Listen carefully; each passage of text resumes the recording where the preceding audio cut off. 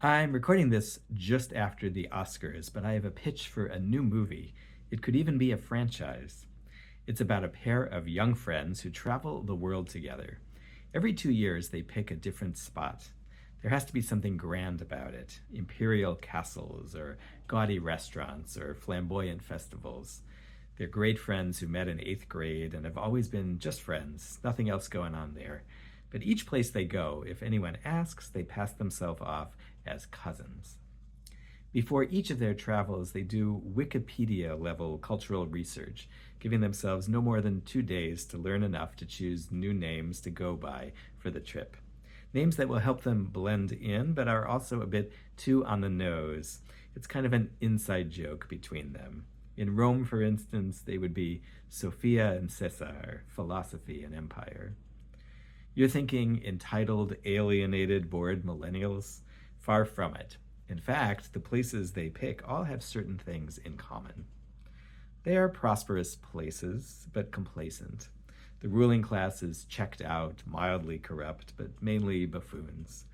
There are latent tensions in society, whispers of racism and nativism, worries that it's more.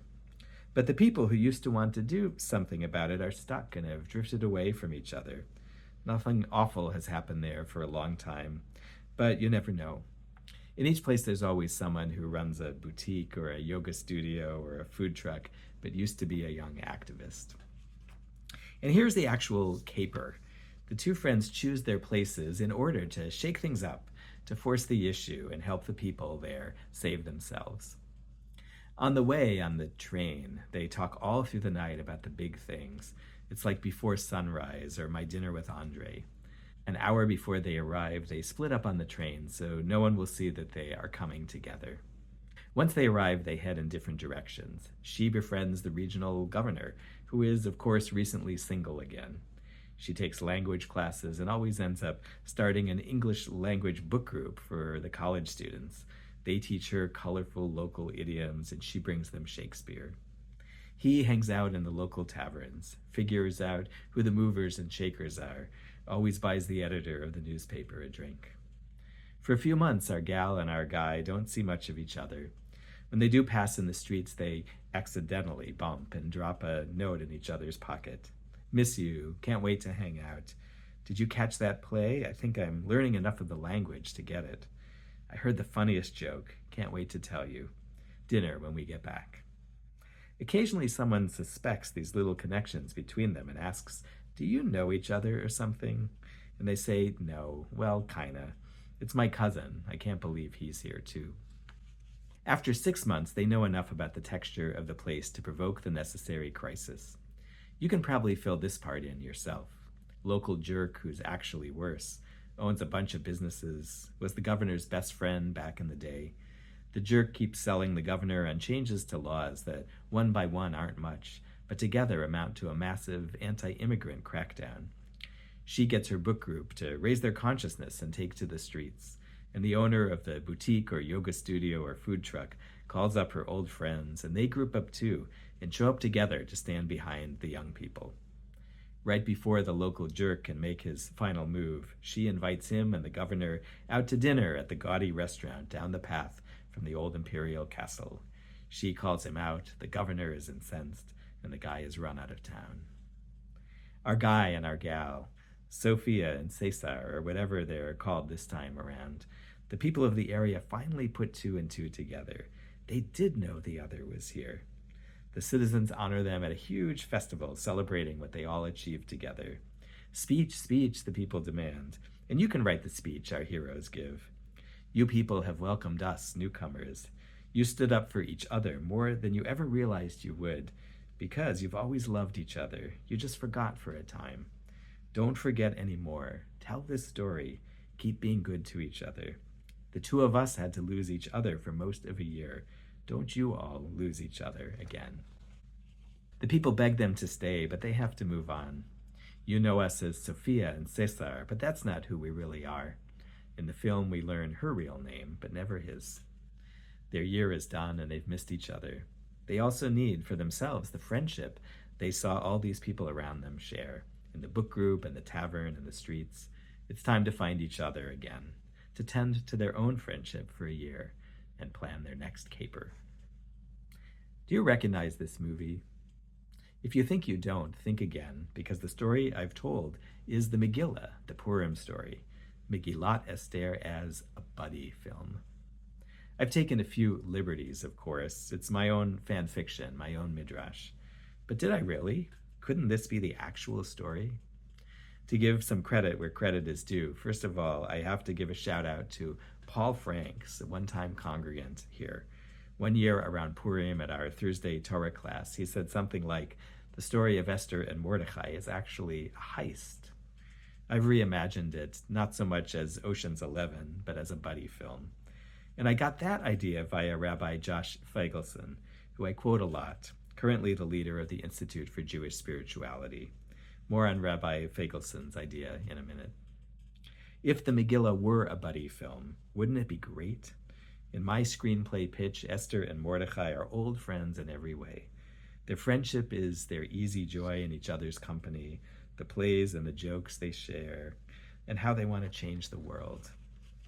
I've said at other times that Within the Torah is absolutely one of the oldest buddy films of our culture. Moshe, Miriam, and Aharon. They are, I am convinced, the model for Luke, Leia, and Han Solo. They are Harry Potter, Hermione Granger, and Ron Weasley. Each one in the group has a special power. It takes all of them to defeat the Empire or Voldemort. And they goof around and poke fun at each other and grow and gather other friends around them too, for all of it. Yes, I know in each case there is some kind of family dimension that's hidden or created, but really all of these are about friendship first. Rabbi Feigelson says that the part of the Torah we read during the season of Purim has a buddy thing going on too. The construction leaders for the Mishkan, the desert sanctuary, during the 40 years of wandering are Bezalel and Oholiav. This is me now and not Rabbi Josh, but it seems like this could be the classic odd couple setup. Bezalel means in the shade of the divine. He's the spiritual free spirit. Oholiav has my tent in it. He's the quieter homebody.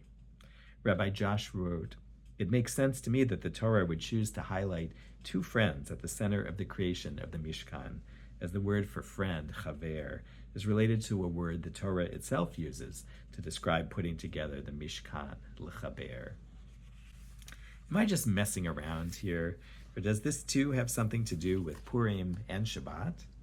I would love for the Megillah to be a buddy story between two people who come to Shushan calling themselves Esther and Mordecai. But regardless, Purim is a friendship chag. There is a specific mitzvah that I don't think has a parallel anywhere else in Torah, the mitzvah of mishloach manot ish l're'ehu, of friends sending portions to each other. I can't think of any other affirmative mitzvah that is about friendship. In the story of the defeat of Haman and the rescue of a whole people, part of the story is friends. A pair of friends, small groups of friends, even devious friends. In the aftermath of violent self-defense, there is a charge to do something sweet for your friends. Something about friendship itself is a tikkun, at this time of year, a repairing thing. A tikkun for the large-scale brokenness that is the setup for the Purim story, and could have been its only denouement.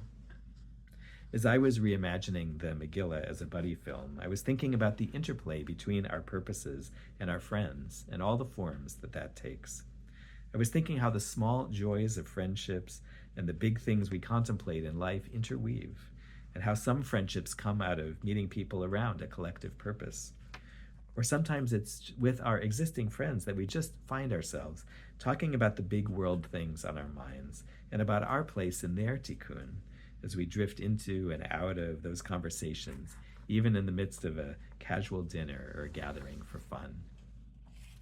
In buddy movies, there are all kinds of these friendships with all kinds of rhythms, from the intensity of Thelma and Louise or Butch and Sundance, to the quieter friendships or the once in a year or once in a reunion cycle reconnections.